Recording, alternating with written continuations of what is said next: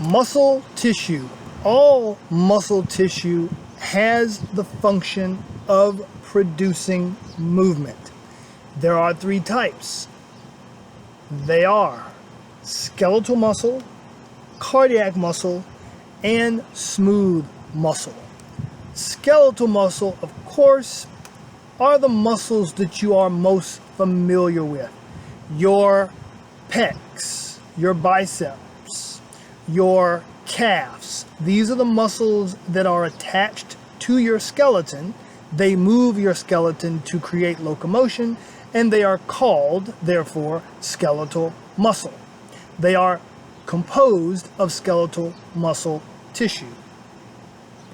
Cardiac muscle is only found in the heart. They are not, I repeat, not found in blood vessels, only the heart. And lastly, smooth muscles are found around hollow organs. Well, what do I mean by hollow organs? Well, smooth muscle is involuntary, meaning that like cardiac muscle, you can't control it. So any part of your body that moves and you can't control, and it's not the heart, it's composed of smooth muscles, like your pupil. You can't control the size of your pupil. You can't control the size of your blood vessels. They dilate and they constrict. Your entire GI tract is not under your control, but yet it moves. It moves because of the action of smooth muscles. So, if it moves, it's not the heart and you can't control it, it's smooth muscle. So I mentioned that smooth muscle surrounds hollow organs. A hollow organ, for example, would be your small intestine. Your small intestine is basically a tube, and that tube is surrounded by layers of tissue, and the layer of tissue that allows it to move is this layer of smooth muscle.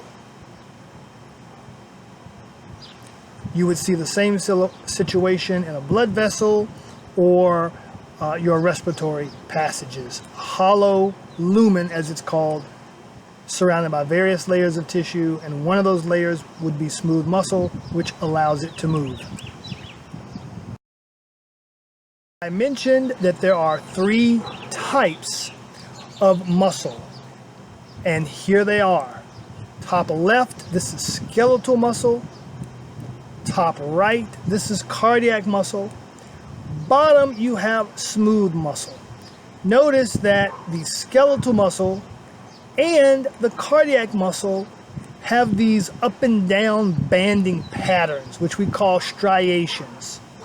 They get this because of the contractile proteins, which allow it to contract. They're lined up in a certain way that it gives these striations. Smooth muscle doesn't have that banding pattern, and so it looks smooth, and that's where it gets its name.